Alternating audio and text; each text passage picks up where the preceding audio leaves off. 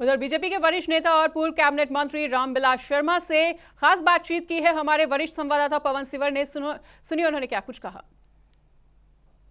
BJP के वरिष्ठ नेता और पूर्व कैबिनेट मंत्री रामविलास शर्मा इस वक्त मेरे साथ हैं और रामविलास शर्मा से तमाम राजनीतिक मुद्दों पर बातचीत करेंगे। खासतौर पर जो पटना में, बिहार में जो तमाम विपक्ष एकजुट हुआ है 2024 को लेकर, उसको लेकर भारतीय जनता पार्टी के लिए क्या कोई बड़ी चुनौती है, ऐसे तमाम जो राजनीतिक विषय उन पर बातचीत करेंगे। सर, बिहार के पटना में तमाम विपक्ष जो है वो एकजुट हुआ है, 2024 की तैयारी में जो है वो विपक्ष नजर आ रहा है और नीतीश कुमार नेतृत्व कर रहे हैं और कांग्रेस समेत तमाम राजनीतिक दल वहां पहुंचे हैं।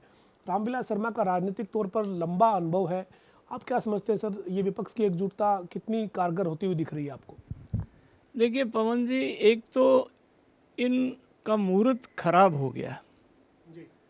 आज दुनिया के सबसे लोकप्रिय नेता और भारत के यशस्वी प्रधानमंत्री के स्वागत में आज अमेरिका में न्यूयॉर्क में संयुक्त राष्ट्र संघ के प्रांगण में नरेंद्र भाई मोदी ने 180 देशों के राष्ट्राध्यक्ष से उनके प्रतिनिधियों के साथ योग किया। आज ऐसा लगता है नरेंद्र भाई मोदी 140 करोड़ लोगों की श्रद्धा और सद्भावना लेकर के विश्व का नेतृत्व कर रहे हैं। आज पूरा 140 करोड़ का हिंदुस्तान अमेरिका में रात के 12-1 बजे तक नरेंद्र भाई मोदी का तिरंगा पहन करके कैसे लोग नाच रहे हैं, कैसा अद्भुत नज़ारा है। हिंदुस्तान की नज़रें नरेंद्र भाई मोदी पर, उनके स्वागत पर, और न्यूयॉर्क में है, शिकागो में है। और ये जो नेगेटिविटी, ये 9 साल से भारत आगे बढ़ रहा है। इनके पास ये चाहे 14 दल हैं, चाहे 15 दल हैं, इनके पास कोई एक झंडा नहीं है। उस झंडे में कोई डंडा नहीं है, कोई एजेंडा भी नहीं है। और ये कोई तो जेल में है, कोई बेल पर है, कोई जेल से आया हुआ है, कुछ लोग जेल में जाने वाले हैं। ये सब जो लोग हैं एक नेगेटिव एजेंडे पर चल रहे हैं और हिंदुस्तान की महान जनता ये सब देख रही है। ना नोमन तेल होगा, ना राधा नाचेगी। रामविलास जी, आपके मुताबिक फिर जो ये एक्सरसाइज हो रही है बिहार के पटना में, जो ये तमाम राजनीतिक दल, विपक्षी राजनीतिक दल जो एकजुट हो रहे हैं, ये बीजेपी के लिए 2024 में कोई चुनौती नहीं है, कोई खतरा नहीं है? कोई चुनौती नहीं है। भगवान इनको सद्बुद्धि दे, ये ऐसे करते रहे। एक आदमी, कांग्रेस का एक लड़का अमेरिका में गया था और एक भारत का लोकप्रिय नेता 180 देशों का नेतृत्व कर रहा है। हिंदुस्तान की जनता देख रही है। एक ने भारत का नाम बढ़ाया, एक भारत का अपमान करने के लिए अमेरिका में, इंग्लैंड में जाता है। योगी आदित्यनाथ ने कहा था ना कि उमेश पाल के हत्यारों को हम मिट्टी में मिला देंगे। वो नौजवानों ने अपने मोबाइल में कैद कर रखा है। ये जो लोग उछल उछल करके, ये इनमें से कोई, भारत की जनता देख रही है। ये हिंदुस्तान का समय आ गया, ये शताब्दी हिंदुस्तान की आ गई। और हिंदुस्तान का जो अपमान करेगा, भारतीय संस्कृति का जो अपमान करेगा, हिंदुस्तान के लोकप्रिय नेताओं का जो अपमान करेगा, उसको हिंदुस्तान की जनता मिट्टी में मिला देगी। जी सर, हम अगर हरियाणा की बात करें तो हरियाणा में इन दिनों ताबड़तोड़ रैलियां हो रही है। सिरसा से रैलियों की शुरुआत हुई, केंद्रीय गृह मंत्री अमित शाह वहां पहुंचे। लोकसभा स्तर की जो रैली है उसकी शुरुआत सिरसा से हुई। कई लोकसभा की रैलियां हो चुकी है, आगामी दिनों में कई लोकसभा में रैलियां होने वाली है। भारतीय जनता पार्टी के कार्यकर्ताओं में आप कैसा उत्साह देखते हैं 2024 को लेकर हरियाणा में?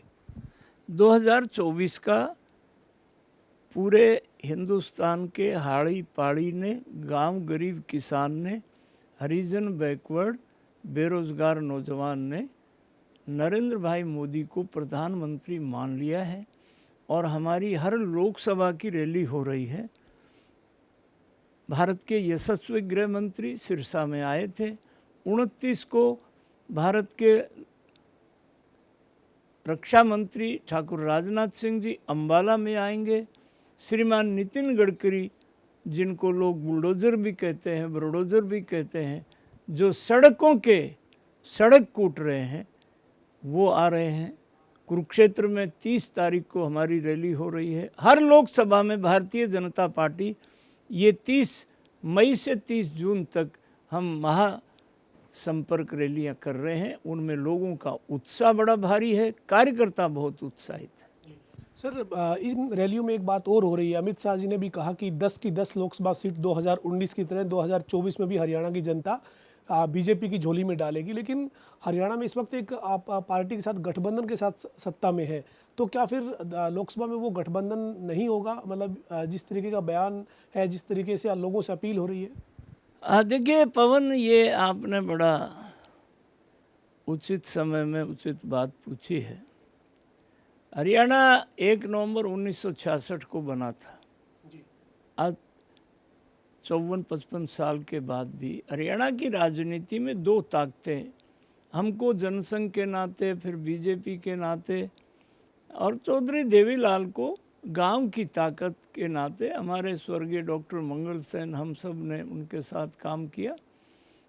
ये जो आज की सरकार है, जिसके माननीय मनोहर लाल जी मुख्यमंत्री हैं और अजीज दुष्यंत चौटाला डिप्टी सीएम है, ये परिपोल गठबंधन नहीं है।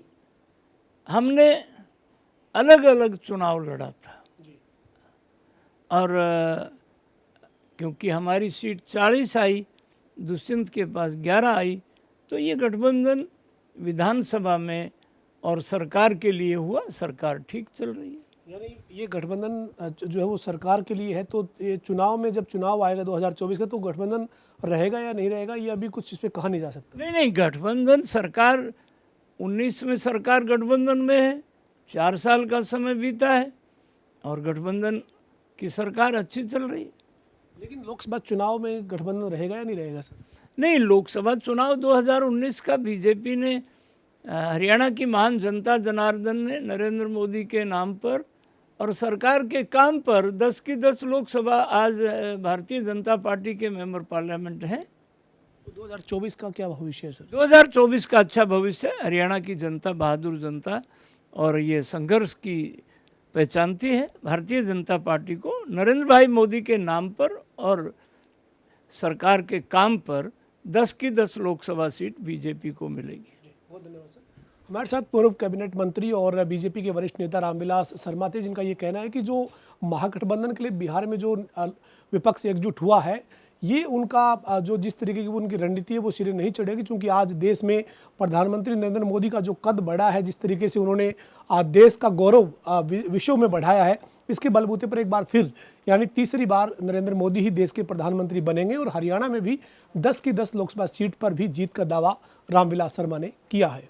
वीडियो जर्नलिस्ट विजेंद्र सिंह के साथ पवन सिंह, जनता टीवी, चंडीगढ़।